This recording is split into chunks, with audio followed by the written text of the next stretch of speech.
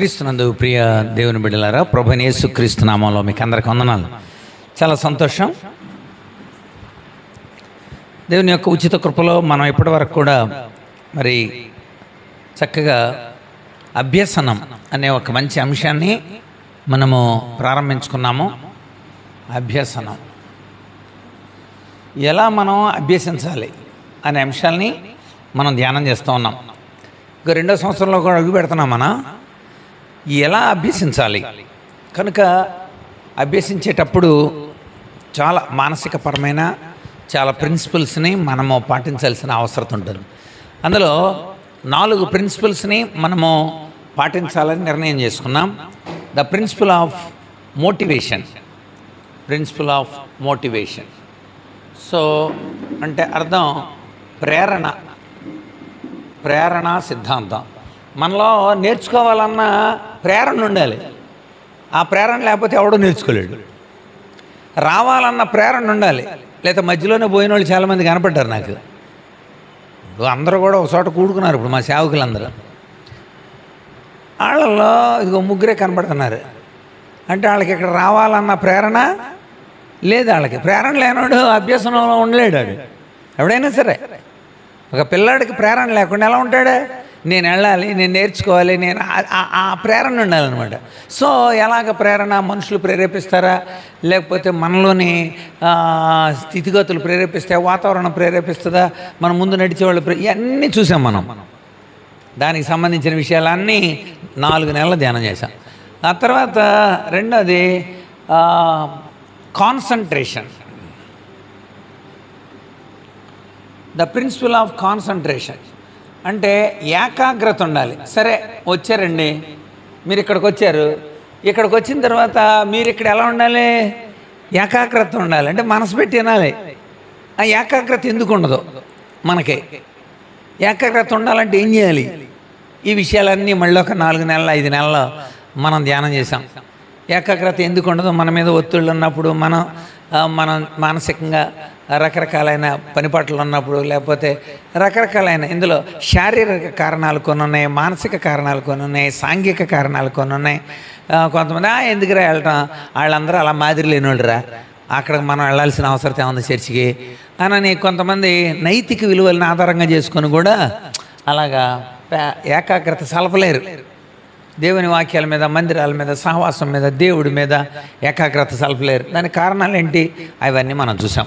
ఇక 3వది the principle of guidance and counselling. Guidance and counselling మార్గదర్శకత్వం.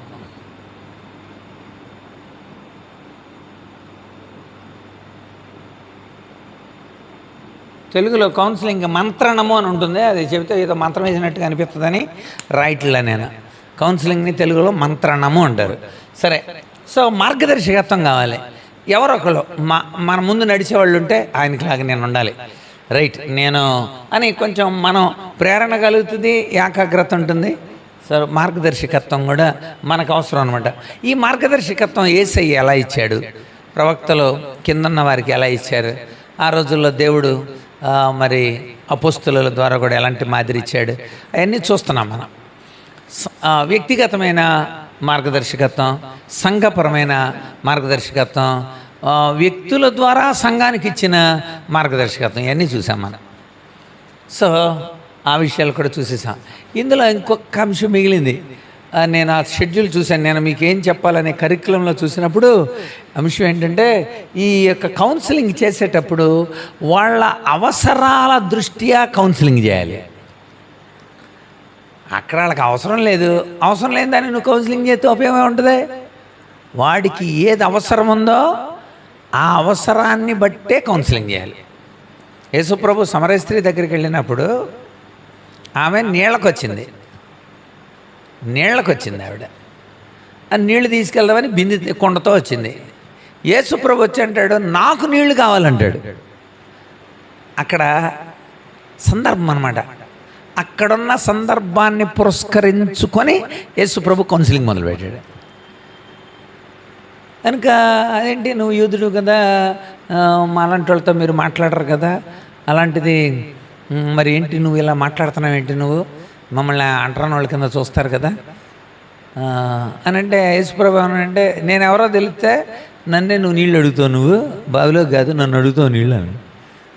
నేనే నీళ్ళు ఇస్తాను, ఆ నీళ్ళు ఇచ్చినాడు ఎవరికి దప్పికుండా నీళ్ళే అలాంటి నీళ్ళేయో బాగానే ఉంది, మరి ఆ నీళ్ళు ఇచ్చే నాకు ఇంకెప్పటికీ బావి దగ్గరికి రాకుండా నేను చాలా బాగుపడిపోతాను, ఆ నీళ్ళు ఇమ్మని. అయినా అనే ముందు ఇంకో మాట ఉంది, ఏముందంటే నీకు సేద లేదు తాడు లేదు, నువ్వెక్కడెత్తావు నువ్వు నాకు నీళ్ళు అంది.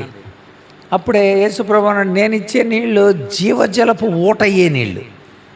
ఇప్పుడు యేసుప్రభు అక్కడున్న అవసరతనే బేస్ చేసుకొని ఆమె నీళ్ళకు వచ్చింది. నేనిచ్చే నీళ్లు ఈ నీళ్లు కాదు, నేనిచ్చే నీళ్లు తాగేవాడు ఎప్పటికీ దప్పిగా కానీ నువ్వు పనికి మాలిన పాప జీవితంలో ఉన్నా మళ్ళీ పాపాన్ని కోరుకో, నువ్వు అలాంటి నీళ్ళు ఇస్తా. సరే ఎంత సందర్భంగా చెప్పాడు యేసుప్రభు. ఎక్కడ మాట్లాడినా అలాగే ఉండదు. లాజరు సమాధి దగ్గరికి యేసుప్రభు వెళ్ళే ముందు మార్త గబగబా వచ్చి యేసుప్రభుని టచ్ చేసింది, వచ్చి ఏడుస్తూ వచ్చింది, వచ్చి ఇలా అంది, యేసయ్య నువ్వు ఉంటే నా తమ్ముడు చచ్చిపోయాడు కాదు, అక్కడ చావు జరుగుతుంది, అక్కడ అవసరం చావు గురించే మాట్లాడలేక. కనుక వెంటనే యేసుప్రభు అన్నాడు, అమ్మా నన్ను నమ్మినాడు చచ్చిపోయినా మళ్ళీ బతుకుతాడమ్మా. వెంటనే ఆమందే, అదేలే నువ్వు పునరుద్ధానంలో వచ్చినప్పుడు ఇటు చచ్చిపోయిన వాళ్ళు అందరూ లేగుతారని చెబుతుంటారు కదా, ఆ పునరుద్ధానంలో బతుకుతాడులే అంది. అప్పుడు యేసుప్రభు అన్నాడు, నువ్వు నేనే పునరుద్ధానమును జీవాన్ని కూడా నేనే, ఇప్పుడు లేపగలను, ఇప్పుడు జీవం ఇవ్వగలను. సందర్భం చూసారా ఎంత చక్కగా. చచ్చిపోయినాడు కావాల్సింది ఏంటి అక్కడ? జీవం. కనుక నేను జీవం ఇవ్వగలను నువ్వు నమ్మితే. సో అవసరాల దృష్ట్యా కౌన్సిలింగ్ ఉండాలి. అందుచేత సహజంగా మానవుని జీవితాలలో ప్రధానంగా అవసరాలు చాలా ప్రాముఖ్యమైనవి. అంటే చాలా వాటిని బేస్ చేసుకొని మానవ జీవితాన్ని అంచనా వేయాలంటే ఫస్ట్ అసలు ఇప్పుడు అక్కడ అవసరం ఏంటి, ఇప్పుడు ఇక్కడ ఎందుకు అవసరం, అసలు ఈ క్లాసులు ఎందుకు అవసరం, అది మొట్టమొదటి వచ్చిన విషయం. ఈ క్లాసులు ఎందుకు అవసరం అంటే చాలామంది చెప్పారు నేర్చుకుంటే బాగుంటుంది, మనం కొత్త విషయాలు నేర్చుకుంటాం, అన్నీ సైకలాజికల్ ఆస్పెక్ట్స్లోనే. ఇప్పుడు నేర్చుకున్నవన్నీ కూడా సైకాలజీ దృష్ట్యా మనం నేర్చుకుంటున్నాం, ప్రిన్సిపల్స్ అన్నీ కూడా. సో అందుచేత మనకు అవసరం. మనము లోకంలోకి వెళ్ళినప్పుడు చాలా మెథడాలజీలు తెలుసుకోవాలి. మనకి అవసరాలు చాలా ప్రాముఖ్యమైనవి. మానవ జీవితంలో ప్రాముఖ్యమైన వాటిలో మొట్టమొదటిది అవసరాలు. రెండవది ఉద్వేగాలు, ఎమోషన్స్. ఇవన్నీ గుణాలు, ప్రేమించడం, అర్థమైందా? కోపపడటం కూడా మంచిదే, కానీ కోపం శృతి మించకూడదు కదా. కోపపడుడి కానీ పాపం చేయకూడదు అంటాడు. అందుచేత కోపం తప్పు కాదు, కానీ అది క్రమశిక్షణాభరితమైన కోపం. దేవుడు కూడా కోపడ్డాడు, యేసుప్రభు కూడా కోపడ్డాడు. ఆయన కోపం వచ్చింది, తాళ్ళు పేని మందిరంలో అసలు చితక బాధేశాడు. కనుక నాకు అధికారం ఉన్నవాళ్ళ చేశాడు. కనుక భావోద్వేగాలు అనేది చాలా అవసరం మనిషిలో. ఒక్కొక్కడికి ఆ కోపమే తప్ప ఈ నిదానాలు, ప్రేమలో ఇవి ఉండవు అనమాట.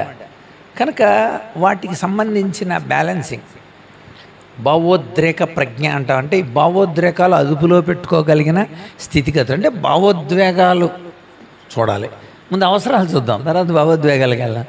అంటే వాళ్ళలో ప్రేమ ఉందా, సంతోషం ఉందా, సమాధానం ఉందా, దీర్ఘశాంతం ఉందా, మంచితనం ఉందా, విశ్వాసం ఉందా, సాత్వికం, ఇలాంటి కోపం ఉందా, అసూయ ఉందా, ద్వేషం ఉందా, పగ ఉందా, అసలు ఎలాంటి భావోద్వేగాలు ఇవన్నీ కూడా వాటిని అది ఇంబ్యాలెన్స్ చేస్తున్నాడా, రెచ్చిపోతున్నాడా, లేకపోతే ఎలా ఉంటున్నాడు, సాత్వికం ఆడుకుందా, ఇలాంటి భావోద్వేగాలు చాలా ప్రాముఖ్యం. అలాగే వాడిలో ఎలాంటి అలవాట్లు అవి ఎలా స్థిరీకరింపబడ్డాయి,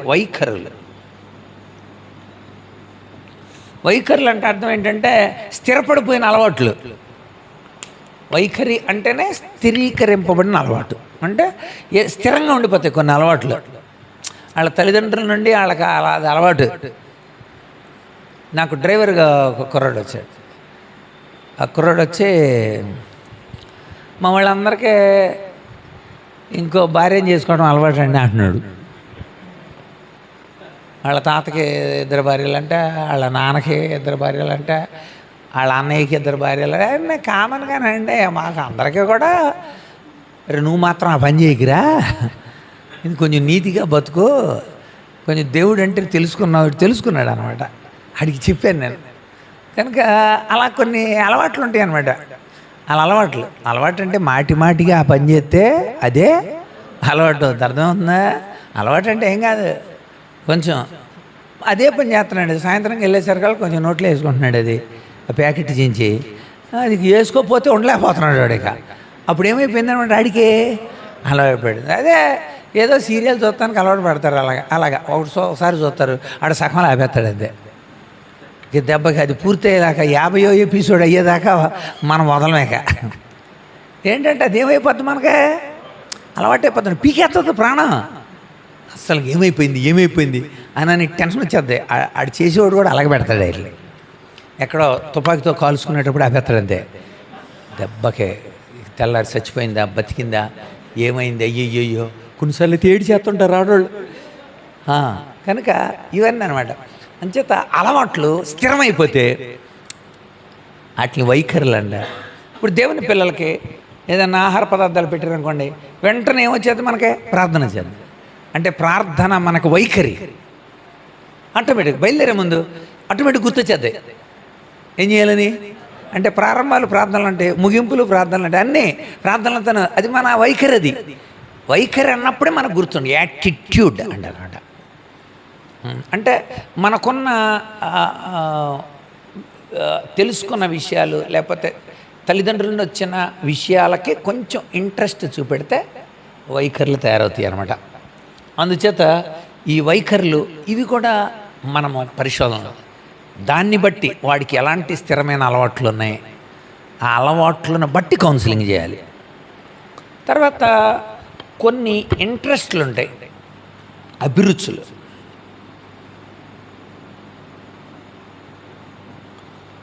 అభిరుచులు అంటే వాడికి ఇంట్రెస్ట్. కొంతమందికి ఆడుకోవటం ఇంట్రెస్ట్, కొంతమంది పాటలు ఇష్టం, కొంతమందికి డ్రాయింగ్ ఇష్టం, కొంతమంది కళ, ఇన్స్ట్రుమెంట్లు. ఇప్పుడు రాజుగారు ఉన్నారంటే నేను ఏదైనా సంగీతం అలా మొదలు పెడితే వెంటనే సంగీతంలో అందులో లోతుపోతులు అన్నీ చెప్పేస్తుంటాడు. వెంటనే ఏదో తాళం అన్నాను, అవునన్నా ఆ 4 తాళాలు నేర్పితే చాలు, మొత్తం మనం మిగిలిన అన్నీ నేర్పాల్సిన అవసరం. 4 తాళాలు ప్రధానంగా నేర్పిస్తే చాలు, మన పాటలన్నింటికి కూడా ఏదో క్లాసికల్ వస్తే తప్ప మిగిలిన పాటలన్నీ కొట్టేసి మనం ఇలా చెప్తుంటారు. అంటే వాళ్ళకున్న అభిరుచి అది. ఆ అభిరుచులకు అనుగుణ్యంగా కౌన్సిలింగ్ చేయాలి. కౌన్సిలింగ్ చేయాలంటే ఖచ్చితంగా వాళ్ళ అవసరాలు చూడాలి, వాళ్ళ ఉద్వేగాలు చూడాలి, వాళ్ళ స్థిరపడిన అలవాట్లు చూడాలి, వాళ్ళ రుచులు అభిరుచులు అదనమాట. అభిరుచులను చూడాలి. రుచులు అనేది భౌతికపరమే, అభిరుచులు అనేది మానసికపరం. రుచులు అనేది మన టేస్ట్లు. కనుక వీటిని బేస్ చేసుకుంటే ఇప్పుడు మొట్టమొదటి దాంట్లోకి వద్దాం. మళ్ళీ 1 సంవత్సరం పట్టేలాగా ఉందండి.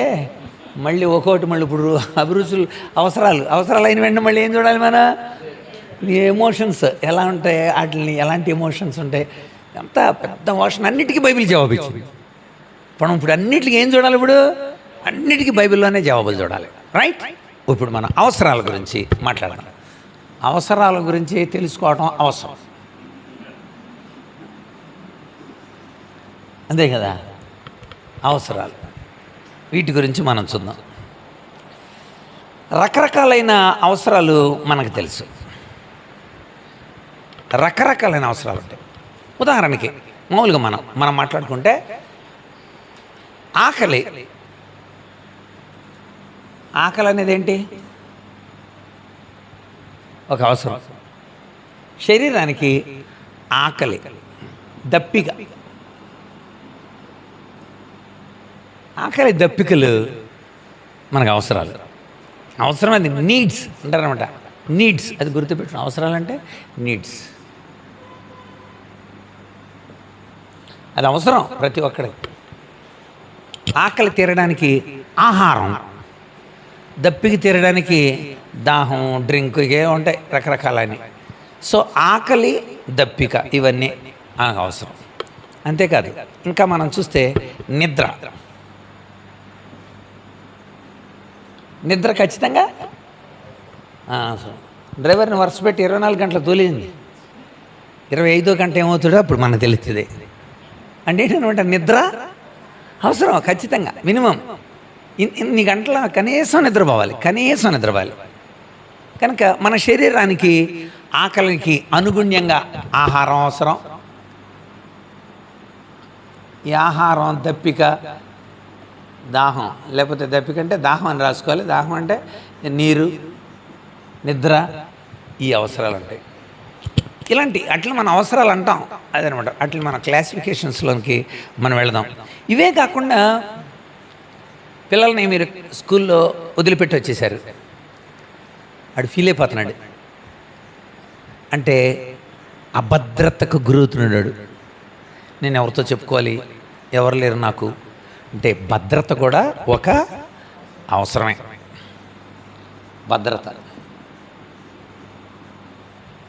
భద్రత అనేది అవసరం. అందుకనే మా నాన్నతో చెబుతా, అర్థమైందా అంటే మా నాన్న నన్ను భద్రపరుస్తాడు. కనుక పిల్లలు తల్లిదండ్రుల సంరక్షణ ఉంటారు. కనుక మనకు ఒక భద్రత ఉంది. ఈ అవసరాలు ఎందుకు పెట్టాడు దేవుడు? అవసరాలు తీర్చగలిగినోడు కనుక అవసరాలు పెట్టాడు. అది మనం రుజువు చేసుకోవాలి. ఇప్పుడు బైబిల్లో నుండి అవసరాలు ఎందుకు పెడతాడండి దేవుడు అనేది మనం చూడాలి. కొంతమందిని ఎంత చేసినా కూడా వాళ్ళని మెచ్చుకుంటలేదు అనుకోండి. మెచ్చుకోకపోతే ఏమవుతుందో తెలుసా? వాళ్ళు ఇంక మళ్ళీ రారు. ఎందుకు రారంటే ఎంత చేసినా వాళ్ళు మెచ్చుకోవట్లేదండి. అందుచేత అంటే దీన్ని మనం ఏమంటామంటే గుర్తింపు అంటాం. గుర్తింపు కూడా ఒక అవసరమే. సహజంగా చాలామంది కళాకారులు వాళ్ళని గుర్తించలేదని బాధపడతారు. మేము పాడామండి, మెచ్చుకోలేదండి. మేము వాయించామండి, మెచ్చుకోలేదండి. అంత పని చేసామండి, కనీసం ఒక్క మాట కూడా మెచ్చుకోలేదండి. అదేంటంటే రికగ్నిషన్, వాళ్ళు గుర్తింపు కోరుకుంటారు అనమాట. సో ఇవన్నీ అవసరాలే. మనిషికి ఖచ్చితంగా అవసరాలు ఉంటాయి, ఉద్వేగాలు ఉంటాయి, వైఖరులు ఉంటాయి, అభిరుచులు ఉంటాయి. వీటన్నిటి ఆధారంగా మనం కౌన్సిలింగ్ చేస్తాం.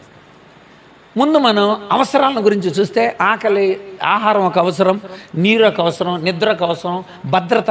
ఈ భద్రతలో మనకి ఇల్లు ఎన్ని వస్తాయి. ఇల్లు కూడా భద్రత గురించే కదా. తర్వాత తల్లిదండ్రులు, ఇల్లంతా భద్రత, ఇదంతా. సో మనం గుర్తింపు కూడా ఒక అవసరమే. దేవుడు అంటాడు, మీ అవసరాలు నేను తీరుస్తా. అది దేవుడు చెప్పింది. ఫిలిప్పీ పత్రిక 4వ అధ్యాయం 19వ వచనం. ఫిలిప్పీ 4:19 చూడాలి ఒకసారి. God shall supplied all our needs for his glory. దేవుడు తన మహిమలో వేటిని తీర్చను? అవసరాలను తీర్చారు, కోరికలను కాదు. అర్థమైందండి? శరీరంలో కానీ సాంఘికంగా, మానసికంగా, శారీరకంగా చాలా అవసరాలు ఉంటాయి. వీటిని డివైడ్ చేద్దాం. మనం ఒక నమూనా చెబుతున్నా. అవసరాలు అంటే ఏంటో చెప్పాను. ఆహారం అవసరం, నీరు అవసరం, నిద్ర అవసరం, భద్రత అవసరం, గుర్తింపు అవసరం, ఇవన్నీ అవసరాలే. దేవుడు అంటాడు, మీ ప్రతి అవసరాన్ని తీరుస్తాడు. ప్రతి అవసరం అంటే ఏంటో ఇప్పుడు మనం చూద్దాం. ప్రతి అవసరాన్ని తీరుస్తాడంట. తమ్ముడు అనిల్ చెబుతానండి, నాకు బండి అవసరం అని. అవసరమా కోరిక అది అనేది మనం ఆలోచించుకోవాలి. చెత్త అయిపోయింది, ఇప్పుడు అవసరం. అది అవసరం ఇంకా ముదిరితే అత్యవసరం అవుతుంది. అత్యవసరం అనమాట. సో అవసరం. చిన్నపిల్లాడు సెల్ ఫోన్ అడుగుతున్నాడు, 2వ తరగతాడు, నాకు ఐఫోన్ కావాలంటున్నాడు. ఐఫోన్ అది అవసరమా కోరిక? అది మీకు అర్థమైందా? ఏది మన జీవనానికి అవసరాలని అంటే సంతృప్తిపరచగలిగిన, కనీస అవసరాలని సంతృప్తపరచగలిగిందో వాటిని ఖచ్చితంగా దేవుడు మన కోసం సిద్ధం చేస్తాడు. మనకు అది అవసరమని దేవుడికి తెలుసు అని రాశాడు బైబిల్లో. మత్తయి సువార్త 6వ అధ్యాయం 31, 32, 33. మత్తయి సువార్త 6వ అధ్యాయం 31 నుండి 33. ఏమి తిందుమా, ఏమి త్రాగుదమా, ఏమి ధరించుకుందామా అనని ఆహారాన్ని గురించి, వస్త్రాల గురించి మీరు చింతింపకండి. అన్యజనులు వీటి విషయమై విచారిస్తారు. అన్యజనులు ఏంట్రా చూసారంటరా, ఇది ఇవ్వలేదురా, అది ఇవ్వలేదు. మీరు దేవుడు పెట్టలేదు కదా, మరి మీకు ఆయన తండ్రి కదా, మరి మీరు ఎందుకు ఎడుతున్నారు? మీకు ఇవ్వడా? తర్వాత ఇవన్నీ మీకు కావాలనని అంటే అర్థమైందండి, మీకు అవసరమని మీ తండ్రికి తెలుసు. మీకు అవసరమని తండ్రికి తెలుసు. అంటే మీకు అవసరమైన ఎవరా? తల్లిదండ్రులు ఇస్తారు, ఖచ్చితంగా ఇస్తారు. నేను అమలాపురం నుండి రావాలి డాడీ, వస్తాను డాడీ అంటే, రానా మరి నాకు ఛార్జీలు పంపండి డాడీ. పంపమా చెప్పరంటే పంపుతాం, ఎందుకంటే మన బిడ్డ రావాలి, అందుకోసం మనం ఛార్జీలు పంపుతాం. దేవుడు మీ అవసరాలు తీర్చరా? ప్రతి అవసరం తీరుస్తానని అక్కడ చెబుతాను. ఇక్కడ అంటాడు మీ అవసరాలు తీరుస్తాడు. అందుకని ఏమి తిందామా, ఏమి తాగుదామా, ఏమి ధరించుకుందామా అని అట్ల గురించి ఏడవకండి. ఎప్పుడు చూసినా దేవుడు ఇస్తాడు. 33. అయితే మీరు చేయాల్సింది ఒకటి ఉంది, తండ్రికి తెలుసు. అయితే మీరు ఆయన రాజ్యాన్ని, నీతిని వెతకండి. అది రాజ్యాన్ని, నీతిని వెతకండి, అప్పుడు ఇవన్నీ మీ అవసరానికి కావలసిన ఏర్పాట్లని దేవుడు ఇస్తాడు. అది మీరు చేయాల్సిందంటే రాజ్యం అంటే ఏంటి? పరిపాలన. నీతి అంటే ఏంటి? సరిగ్గా నడవడం.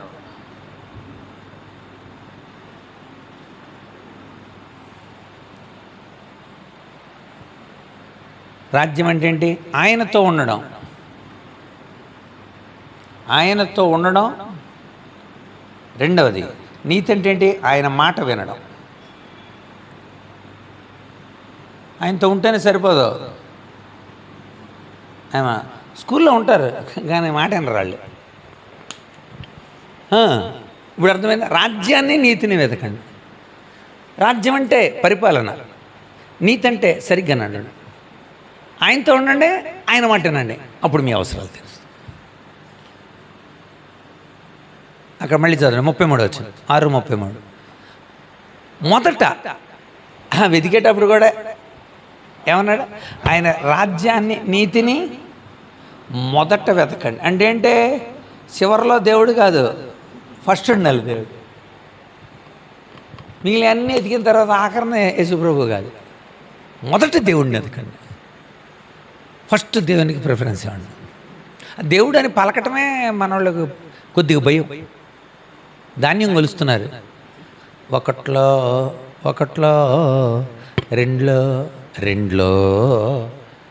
రెండులో ఇలా సరుతుంటారన్నమాట. 3 అలా వెళ్ళి 6 దగ్గరికి వచ్చిన తర్వాత ఏమంటారు తెలుసా? 7 అనరా, 6 మీరు కొలిసేటప్పుడు చూడలేదు ఎప్పుడైనా? 7 అనరా, 7 దేవుడు నెంబర్ అంట. అలా 7 అంటే దేవుడు తీసుకుపోతాడంట. అందుకనే 6 దేవుడు అంటే అంత భయం అండి. దేవుడా నేను ఇస్తాను రా బాబు, ఆయన ఇస్తానంటే ఈడు అసలు లెక్క పెట్టడానికే భయం. ఇచ్చిందే ఎవరో? దేవుడు మన ప్రతి అవసరాన్ని తీరుస్తాడు. అందుచేత మరి ప్రజలు ఎందుకని ఇలా ఉంటున్నారంటే, కనీస అవసరాలు సంతృప్తి పరచబడకపోవటం వలన కనీస అవసరాలు సంతృప్తి పరచబడాలి.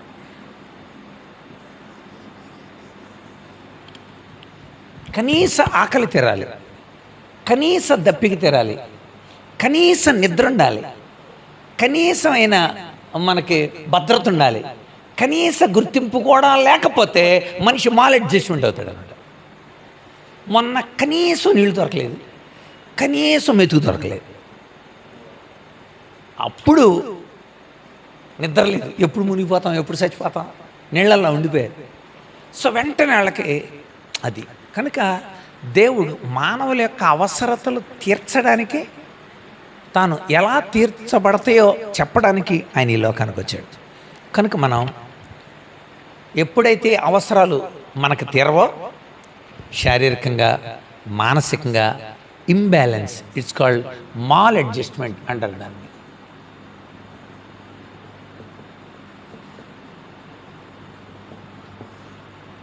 సో అసమతుల్యత,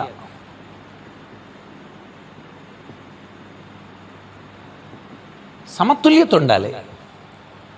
ఎక్కువ నిద్రపోవడం నేర్చుకుంటే నిద్రపోతూ అవుతావు, ఎక్కువ తిండి ఎక్కువ తెగ తింటుంటే ఇంకా పోతుల లిస్ట్ అంతా చెప్పేయచ్చు మనమే. అంటే ఏంటి, ఓవర్ అయితే పోతు అనే పేరుతో పెడతామన్న. నిద్రపోతూ, ఎక్కువ మాట్లాడితే వదురుబోతు, తెలుగు సార్ చెప్పాలి, ఉన్నారు కదా, వదురుబోతు, తిండిపోతూ, నిద్రపోతూ. ఇక్కడేమంటారంటే తాగుబోతు, ఇక సో అలాగే ఉంటా కనీస అవసరతలు. ఆశ్చర్యకరమైన విషయం ఏంటంటే దేవుడు 5 రోజులు మానవుడికి అవసరాలకు సంబంధించిన అన్నీ చేశాడు. 5 రోజులు, 5 రోజులు మానవుడికి ఏం కావాలి అన్నీ తయారు చేసి 6వ రోజు మానవుడిని చేశాడు. ఇప్పుడు చెప్పండి, అవసరాలు దేవుడు తీర్చేవాడో కాదు, ఎంత రుజువు అండి. 5 రోజులు మానవుడికి సంబంధించిన అన్నీ, మానవుడి నివాస ప్రారంభమే. చీకటిని వెలుగును వేరుపరిచాను, పై జలములను క్రింద జలములను వేరుపరిచాను. పై జలములను ఆకాశం, కింద జలం భూమి, 6 నెలలకు భూమి నుండి ఆ భూమి మీద మళ్ళీ ఆ సముద్రాల్లో జీవులు, ఇటు భూజంతువులు, ఇటు ఇవన్నీ మానవుడికి అవసరం. ఏ అయితే అవసరాలు ఉన్నాయో ఆ అవసరాలన్నింటినీ ముందు తీర్చి పెట్టి అప్పుడు మానవుడిని చేశాడు. నీ అవసరాలు తీర్చి, కనీసం కాదు అసలు, అవసరాలన్నింటినీ ఇచ్చి తీర్చి సంతృప్తిపరిచే విధంగా దేవుడి సిస్టమ్. అంటే ఈ భూమి యొక్క దస్తావేజులు ఆదామవలను తయారు చేసి ఇచ్చేసాడు అనమాట. ఆ దస్తావేజులు ఇవన్నీ రాశాడు అనమాట. వీటిని మీరు ఇయ్యాలండి. ఏముంటుంది అక్కడ 1:28లో, మీరు ఫలించి అభివృద్ధి పొంది విస్తరించి భూమిని నిండించి, ఆ తర్వాత ఏమన్నాడు, దాన్ని మీరు లోపరుచుకోండి. అంచేత అవసరాలు తీర్చడానికి దేవుడు ఉన్నాడు. అవసరాలు తీర్చిన దేవుడు అవసరాలు తీర్చబడతాయని వాగ్దానం చేసినాడు. ఈ అవసరాల గురించి ఒక మంచి శాస్త్రవేత్త, క్రిస్టియన్ అద్భుతమైన శాస్త్రవేత్త అబ్రహాం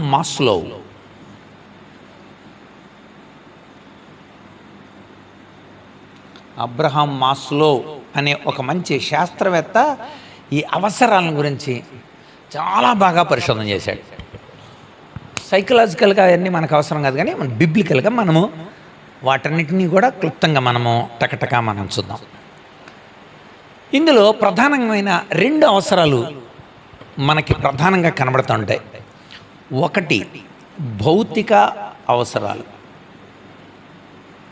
2 భాగాలుగా మనం చెప్పచ్చు. భౌతిక అవసరాలు, ఇంగ్లీష్లో ఫిజికల్ నీడ్స్, భౌతికపరమైన అవసరాలు. రెండవది అంటే భౌతికపరమైన అవసరాలని తెలుగులో అంటే ఫిజికల్ నీడ్స్ అని అన్నట్లే తెలుగులో ఇంకొక మంచి పదం ఉంది సైకలాజికల్గా, జైవిక అవసరాలు అనే పదం ఉంటుంది. జైవిక భౌతికపరమైన అవసరాలు. రెండవది మానసికపరమైన అవసరాలు.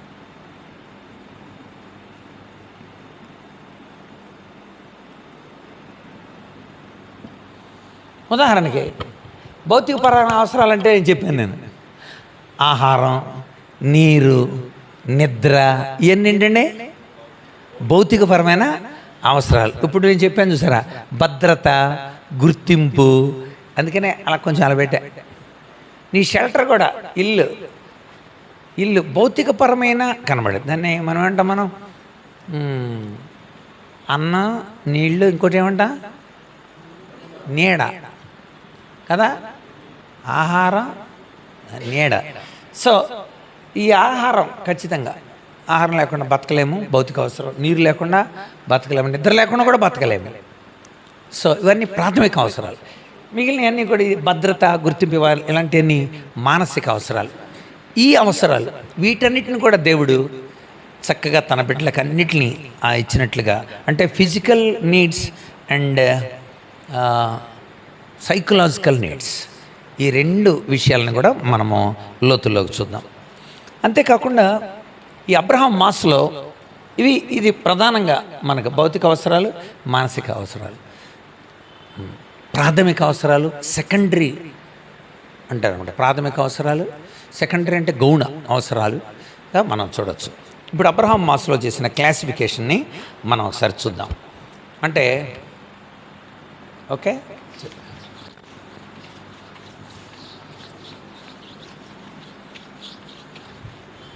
వీటిని మనం బిబ్లికల్గా ఒక చిన్న ప్యాసేజ్తో కంపేర్ చేసుకొని మనం చూద్దాం. మొట్టమొదటిది శారీరక అవసరాలు. అలా వేసుకోవాలండి మీరు.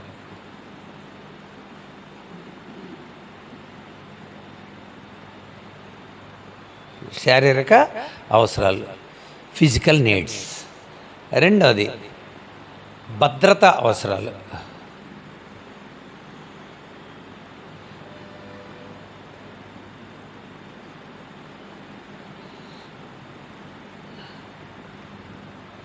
అంటే వెంటనే ఎందుకు పెట్టాల్సి వచ్చిందంటే, పిల్లడు పుట్టాడు, వెంటనే ఆడు ఏడ్చాడు. ఆడు ఎందుకు ఏడ్చాడంటే ఎక్సైట్మెంట్. అది తాను ఈ లోకానికి వచ్చినప్పుడు శరీరం, కళ్ళు అన్నీ కూడా ఉపయోగించుకోవటానికి ఒక శక్తి పొందుతాడు. ఆ శక్తిని వినియోగించుకుంటాడు అనమాట. కాళ్ళు కదపగలప్పుడు, స్వేచ్ఛగా చేతులు కదపగలప్పుడు, ఆ స్వేచ్ఛ వచ్చినందుకు వాడు ఎక్సైట్మెంట్ గురవుతాడు. దాన్ని ఎలా చెప్పాలో ఆడికి ఒకటే ఏడుపు. సో ఫస్ట్ మానవుడు ఏడుపు. సో ఆ తర్వాత నుండి వాడు ఆకారాన్ని గుర్తుపడతాడు. ఎక్కువ అమ్మ ఉంటుంది కనుక అమ్మ ఆకారాన్ని గుర్తుపడతాడు అనమాట. ఆ ఆకారం మారిందనుకో మళ్ళీ ఎడుతాడు.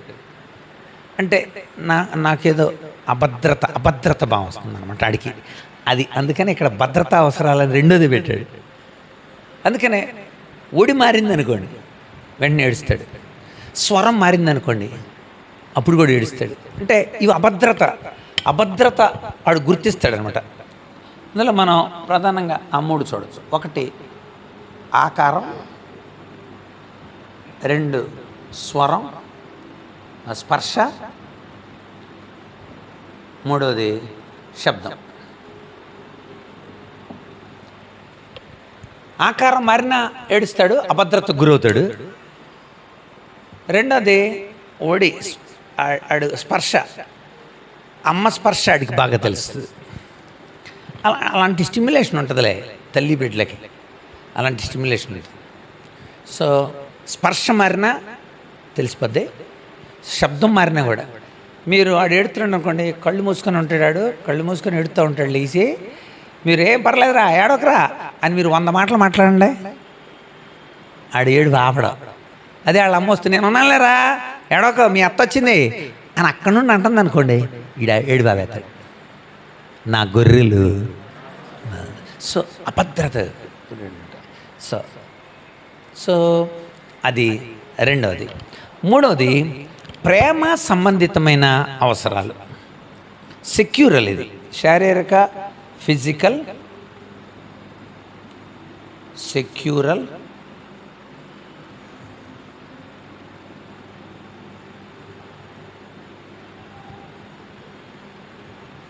ప్రేమ సంబంధిత.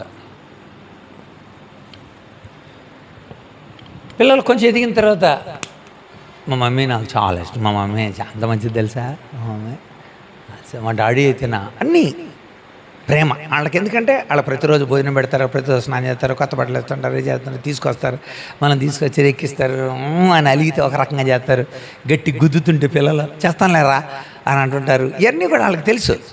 మామయ్య దగ్గర ఎలా ఉండాలో, అమ్మ దగ్గర ఎలా ఉండాలో, నాన్న దగ్గర ఎలా ఉండాలో, తమ్ముడి దగ్గర ఎలా ఉండాలో, అక్క దగ్గర ఎలా ఉండాలో, మాస్టర్ దగ్గర ఎలా ఉండాలో, ఇవన్నీ వాళ్ళు నేర్చుకుంటారు.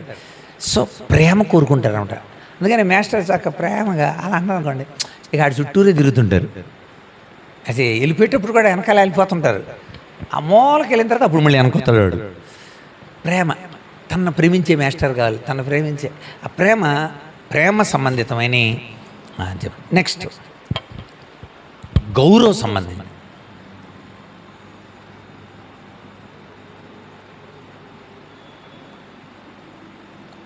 గౌరవ సంబంధితమైన అవసరాలు. ఈ ప్రేమ తర్వాత గౌరవం అంటే సాంఘిక పరంగా ఒక గుర్తింపు, ఒక గౌరవం. అందుకోసమే రాజులు ఇంత క్రితం ఏం చేసేవాళ్ళు అనుకున్నారు? కంకణాలు తొడిగేవాళ్ళు. రాజులు ఏం చేసేవాళ్ళు? బహుమానాలు పెట్టేవాళ్ళు. రాజులు గౌరవించేవాళ్ళు అనమాట. రాజులు ఏం చేసేవారు? ఒక బిరుదు ఇచ్చేవాడు అనమాట. విక్రమార్క, ఇంకోటి గజేంద్ర, ఇంకోటి మోక్ష వరప్రసాద, ఇంకోటి బృందావన, అవతల వీర కింకర, ఇలా పెడతంటే అడిగి ఎవరు సంతోషం. అతివీర, ఇలాంటివి పెట్టాలి మీరు కూడా. ఒరే అతివీర అన్నాను. చాలా పిల్లడికి ఎంత సంతోషం ఉంటే అతివీర అంటే అడిగి తెలియదు, కొద్ది ఎక్కువ ఓవర్ చేస్తున్నాం అని. అతివీర అంటే అడుగు అతివీర క్రౌన్ అడిగి. సో గౌరవం కోరుకుంటాడు అనమాట. ఆడికి ఒక గుర్తింపు రావాలా, అది నాకు అంతమందిలో నాకు అతివీర పెట్టారు అనని అడిగి అమ్మ సంతోషం అనమాట. గౌరవం. ఇక ఆ తర్వాత సెల్ఫ్, స్వీయ సంతృప్త,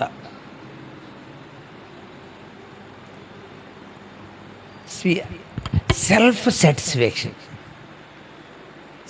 అమ్మాయి నా పిల్లలందరికీ పెళ్లి చేశాను, ఎవరు గొడవలు ఏం పర్వాలేదు బ్రదర్, ఇప్పుడు పిల్లలు పెళ్లి చేశానా అయిపోయింది, ఇక హ్యాపీగా మడత మంచం కుర్చీగా దైవ భజన చేసుకుంటుంటా సరదాగా మధ్య మధ్యలో ఆయన పెట్టారు 6:30కి అక్కడికి వెళ్ళి అలా చూస్తూ అలా వింటూ అలా వెళ్తాం. ఏం ప్రశాంతంగా జీవితాన్ని స్వీయ సంతృప్తి.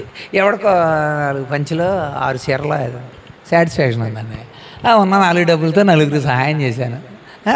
స్వీయ అలా చేయటం అవసరం. అలా చేయటం స్వీయ సంతృప్తితో క్లోజ్ అవుతుంది జీవితం. అక్కడికి ఎదిగాడంటే సెల్ఫ్ యాక్చువలైజేషన్ అంటారు దాన్ని. సెల్ఫ్ యాక్చువలైజేషన్ ఒక స్వీయమైన సంతృప్తకరమైన జీవితంలోకి వచ్చారు. Self satisfaction. చూడండి, ఆ వయసుకి ఎదిగిన తర్వాత మీరు వీడు తినకపోయిన ఎదటోడు పెట్టి చాలా సాటిస్ఫై అయిపోతాడు. ఆ ఏజ్కి వచ్చేసిన తర్వాత అదే లాస్ట్గా అంటాడు అబ్రహాం మాస్లో. సెల్ఫ్ సాటిస్ఫాక్షన్కి సంబంధించింది కనుక అది కూడా నీడే. కొంతమంది ఆ ఏజ్లో డబ్బు ఉండదు కనుక వాళ్ళు బాధపడుతూ అదే డబ్బులుంటే నేను 4 బిస్కెట్లు ప్యాకెట్లు కొనేవాడిరా, మరి ఈ వయసు వచ్చింది కదా, అది కూడా చెప్పేస్తారు వాళ్ళు. ఆ ఆలోచన కూడా చెప్పేస్తారు. ఉంటే నిజంగానే కొనేస్తారు వాళ్ళు. ఆ 10 రూపాయలు నువ్వు పాలు తాగమని ఎవరైనా ఇచ్చారనుకోండి ఆ ముసలావిడికి, కానీ వెంటనే ఎవరైనా వచ్చారనుకోండి ఆ 10 రూపాయలు పెట్టి 2 బిస్కెట్ ప్యాకెట్ల గురించి వాళ్ళకి ఇచ్చేస్తారు అంతే. ఏమో తినమని ఇచ్చారనుకోండి స్వీట్, వెంటనే ఎవరైనా వచ్చారనుకోండి వెంటనే ఏం చేస్తారు, ఎదటోళ్ళు పెట్టేస్తారు అంతే. స్వీయ సంతృప్తి. ఇవి అబ్రహాం మాస్లో అవసరాలను బట్టి ఇచ్చిన విషయాలు, అవసరాలను బట్టి.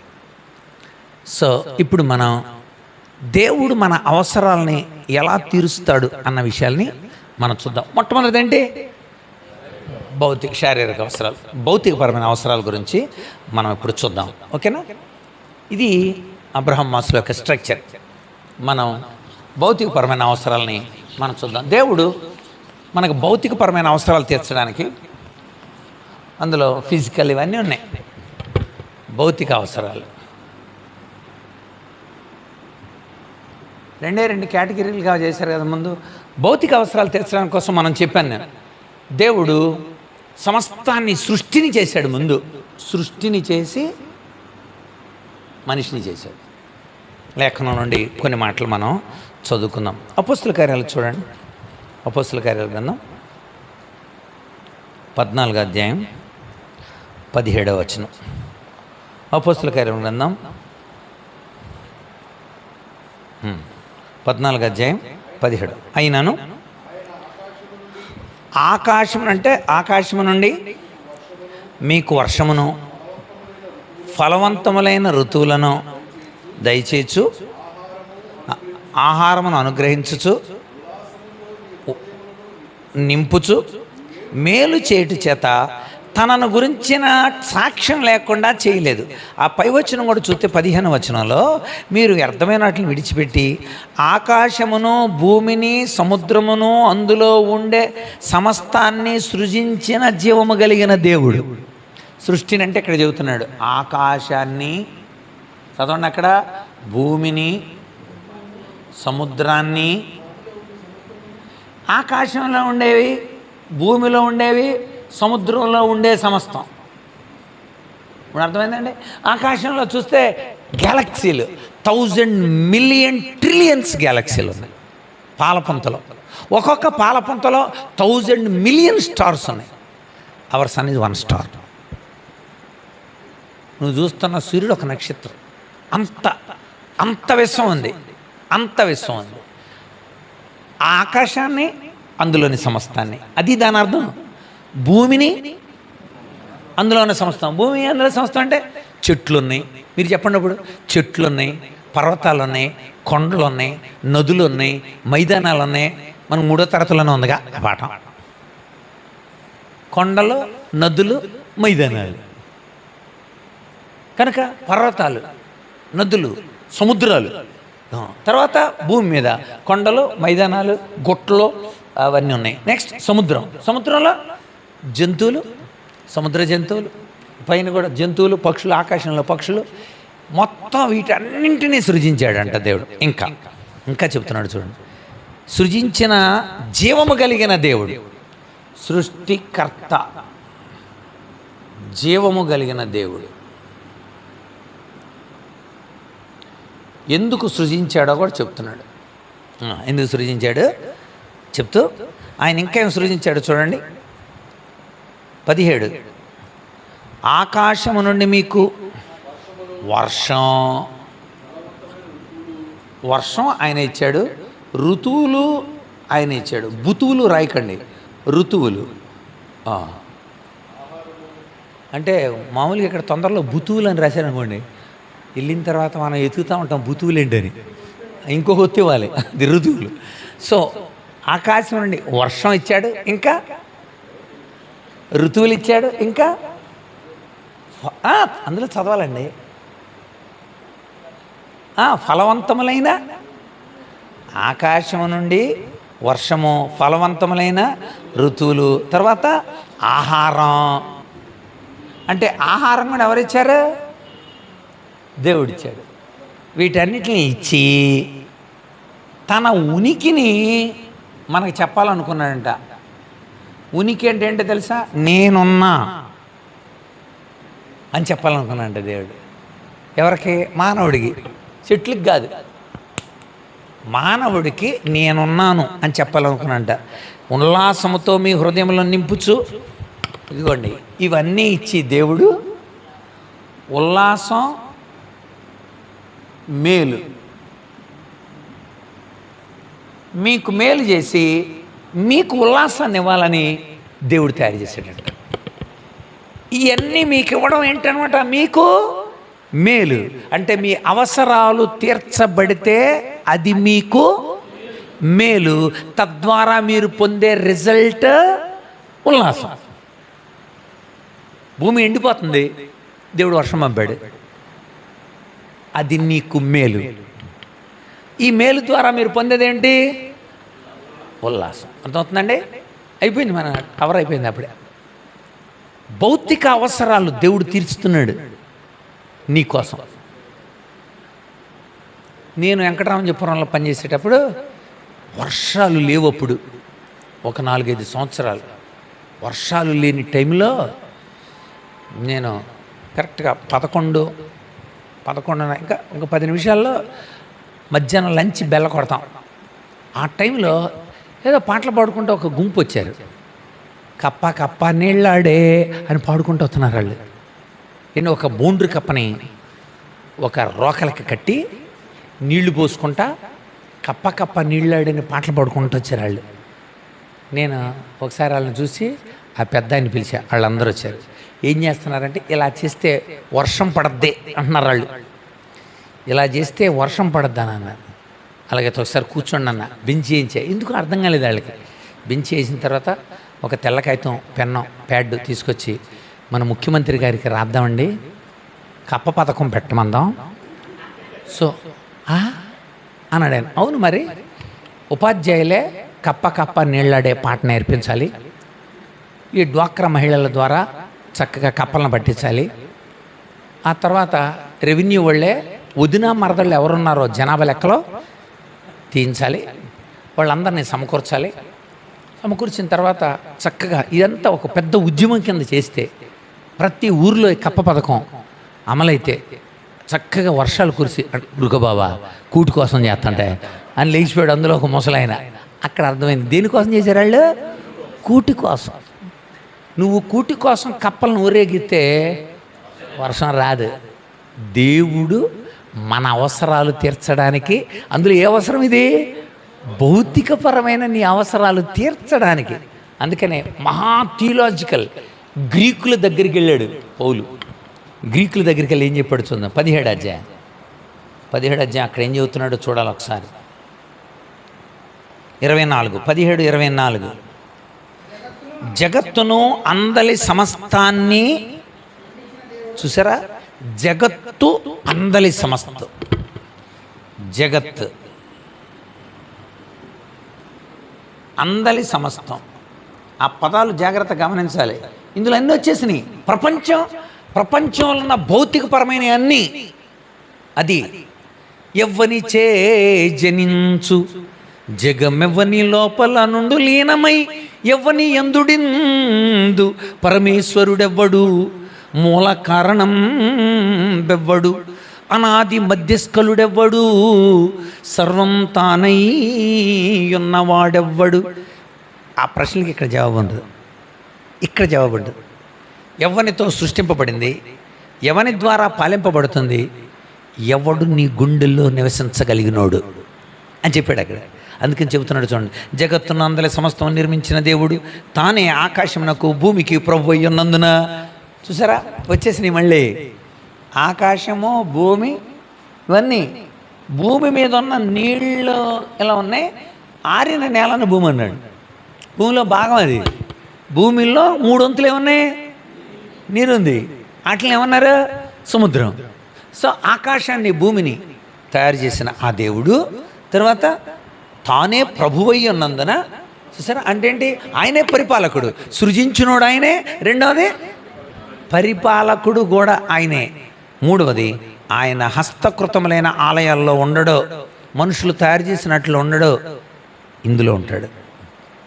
అవని అంత ఆయనదే అయినా స్థలమేది, అందరికీ హృదయముంది యేసుకు చోటేది, యేసుకు చోటేది. అంతా అయిందే, కానీ దేవుడు ఉండడానికి ప్లేస్ లేదు. ఆయన అంటాడు, ఇక గోడల్లో అట్లు ఉండనురా, నేను మనుషులు చేసినట్లతో నేను ఉండను, నేను చేసినట్లనే ఉంటా, జీవము కలిగినట్లు నేను ఉంటా, నా చేతులు చేసినట్లు మనమే అంటే మనలోనే ఉంటాను అన్నాడు. ఎంత గొప్ప దేవుడు. ఎందుకో తెలుసా, మన అవసరాలు తీర్చడానికి. అందుకని ముందు ఆ మాట చూపించా. దేవుడు మీ ప్రతి అవసరాన్ని, దేవుని యొక్క సృష్టిని చూస్తే అన్నీ తెలిసిపోతాయి అంట. రోమాపత్రిక 2 వచనాలు మీకు గుర్తు చేసి ఈనాటి మన క్లాస్ని క్లోజ్ చేసుకుందాం. రోమాపత్రిక మొట్టమొదటి అధ్యాయం 20వ వచనం. ఆయన అదృశ్య లక్షణాలు అనగా ఆయన నిత్యశక్తి, ఆయన దేవత్వము, జగదుత్పత్తి మొదలుకొని సృష్టింపబడిన వస్తువులు. జగత్తు ఉత్పత్తి నుండి చూడండి, రోమిలకు రాస్తున్నాడు. జగత్తు ఉత్పత్తి అయిన దగ్గర నుండి నేటి వరకు సృష్టింపబడిన వాటిని గురించి ఆలోచిస్తే తేట పడుతుందంట. తేట పడుతుంది అంటే మీకు ఏమైనా అనుమానం ఉందా? ఒకసారి అది ఆలోచిస్తే తేట పడుతుంది. అది ఆలోచించు. దేవుని యొక్క ఏం ఆలోచించాలి తెలుసా? దేవుడు అవసరాలను తీర్చడానికి నిత్య శక్తిని వాడాడు.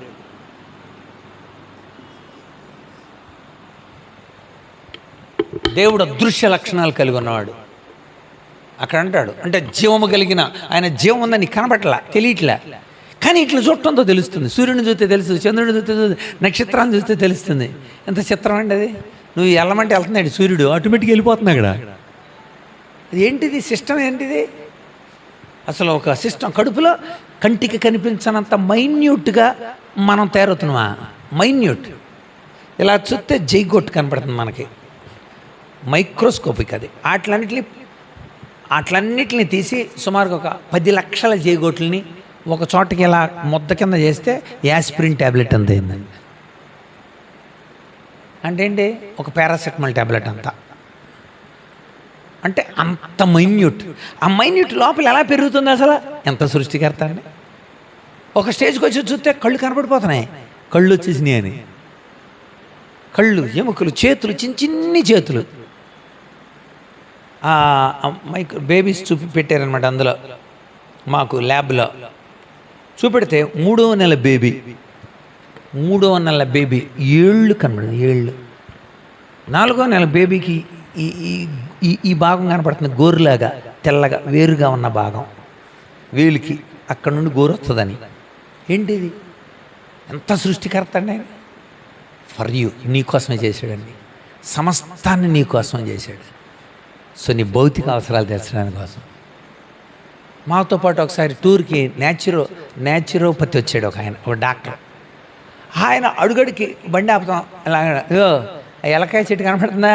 మంచిదే, అది దేవుడు బలి చేశాడా. సుండ్రుంటే ఆ ఎలగుజ్జుని, పండిపోయిన ఎలగుజ్జుని తలక రాసేసి చక్కగా అంతే ఆరబెట్టేసిన తర్వాత మొత్తం సుండ్రిపోతాయా? దాంతో తయారు చేస్తారు స్కెల్మిన్ హెచ్ అని ఒక ఆయింట్మెంట్ అని. మళ్ళీ కొంచెం ఇదిగో కనపడుతుందా నల్లేరు కాళ్ళ, ఆ నల్లేరు కాళ్ళు తెచ్చి అటు రసం తీసి అందులో నిమ్మరసం ఉప్పు కలిపితే డైజెషన్ ఉండదు, ప్రాబ్లమే.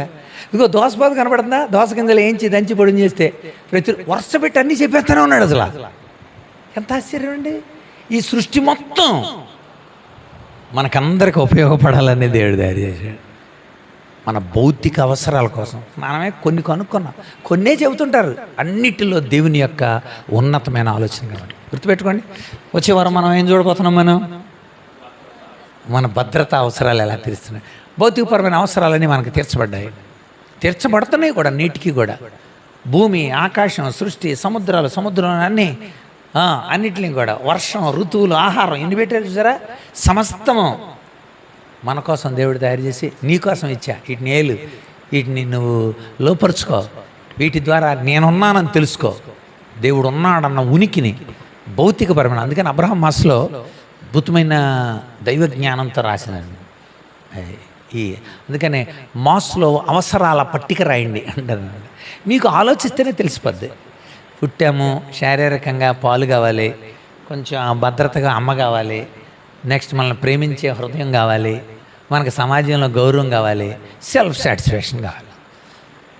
శేఖమండి గారు చాలా సెల్ఫ్ వెళ్ళినప్పుడల్లా ఆయన చక్కగా రైట్ మందిరాలు అలా చక్కగా అన్నీ చేశారు, చాలామందిని తయారు చేశాడు. సెల్ఫ్ సాటిస్ఫాక్షన్తో ఉండిపోతాడు ఆయన. అందుకని చివరిలో కూడా అందరూ పోనీలే క్షమించండి రా, పోనీలే. యశ్ప్రభు కూడా అలాగే అంటాడు, ఎవరో నీ పేరు పెట్టి దేలు వాళ్ళు కడుతున్నాడంటే వేరే వాళ్ళ నామంలో వాళ్ళ కొట్టడం లేదుగా, మన నామంలో నిలకొడుతున్నాడు, పోనీ చేసుకునేవరా అన్నాడా? ఆడు చేయటమేంటి అన్నాడా? సరే, మెథడాలజీ దేవుడు. అందుచేత ఈ పద్ధతులన్నింటిని కూడా మనం ఆలోచిద్దాం, దాన్ని బట్టి ఎదటోళ్ళకి మనం. అందుకని యాకోబు అంటాడు, ఒకడు చలితో వణిగిపోతున్నాడు, అన్నం తింటాం మానేసి ఏడుతున్నాడు, అన్నం లేక ఏడుతున్నాడు. ఫస్ట్ ఆడి దగ్గరికి వెళ్ళి, ఇంత గొప్పడురా దేవుడి ప్రేమ, చాలా గొప్పదిరా, ఆయన ప్రేమని 4 రకాలుగా చెప్పొచ్చురా, అందులో ప్రధానమైనది అగాపే అని ప్రసంగం చేస్తున్నాం అనుకోను వాడికి. అక్కడ ఉంది అసలు ఆ చలిపెట్టాడు వణిగిపోతుంటే. ప్రేమ అనేది ఎంత గొప్పది అనుకుంటున్నారు. అమ్మో, ప్రేమకు అర్థం తెలిసిన రోజున ప్రాణం మీద తీపి పొద్దరా అలాగ అన్నాడు అనుకో, ఏమి ప్రయోజనము? కనుక దాన్ని రుజువు చేయాలి. రుజువు చేస్తే అంటే నీ విశ్వాసం క్రియాత్మకంగా ఉండాలి. అందుకని యేసు ప్రభు దేవుడు కూడా ఏం చేసి తెలుసా, మనకి ఇవన్నీ ఇచ్చి వీటిని ఎలాగ మనం వినియోగించుకోవాలో చెప్పాడు. ఇవన్నీ ఇచ్చి నేనే అని చెప్పాడు.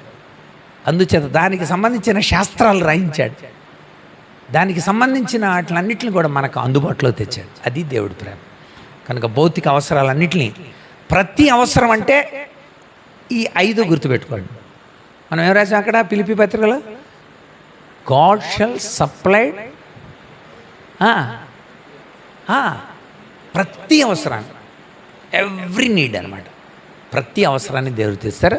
అది భౌతికపరమైన అవసరాలు కావచ్చు, భౌతికపరమైన అవసరాలన్నింటినీ దేవుడు తీర్చగలడు. అందుకని ఆయన రాజ్యాన్ని, నీతిని మొట్టమొదటి వెతకండి, అప్పుడు అవన్నీ మీకు లభిస్తాయి. దేవుని ద్వారా అవసరాలు తీర్చబడి దేవుని మహిమపరుద్దాం. దేవుడు ఈ మాటలను మన వెనుకల్లో దీవించునుగాక. ఆమేన్. అమృతరావు గారు ప్రార్థన చేస్తారు, ఆ తర్వాత మనము దీవెన తీసుకుందాం.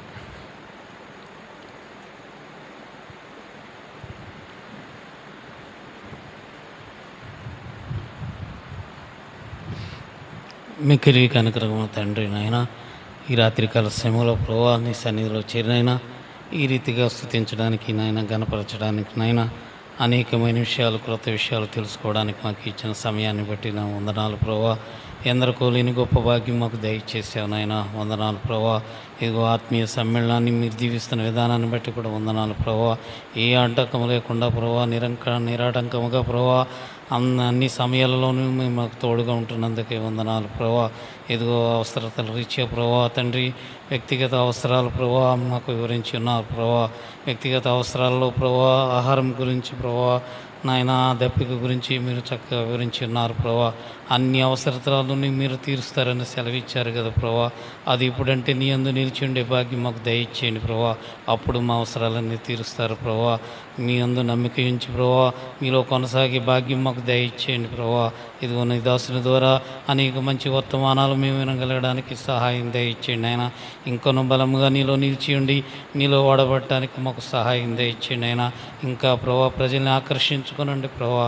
ప్రజలు ఎక్కువ మంది వచ్చి ప్రభా నీ వాక్యముని ఎక్కువగా తెలుసుకునే భాగ్యం మాకు అందరికీ దయచేయమని, నీ సేవకుని ద్వారా మరింత వర్తమానాలు మేము వినగలగడానికి మాకు సహాయం దయచేయమని త్వరలోనే యేసుక్రీస్తు ద్వారా వేడుకుంటున్నాం తండ్రి.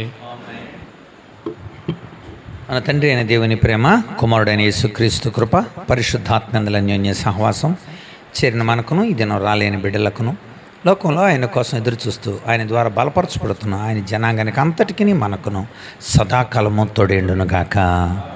ఆమేన్. అందరికి వందనాలండి. Thank you. God bless you.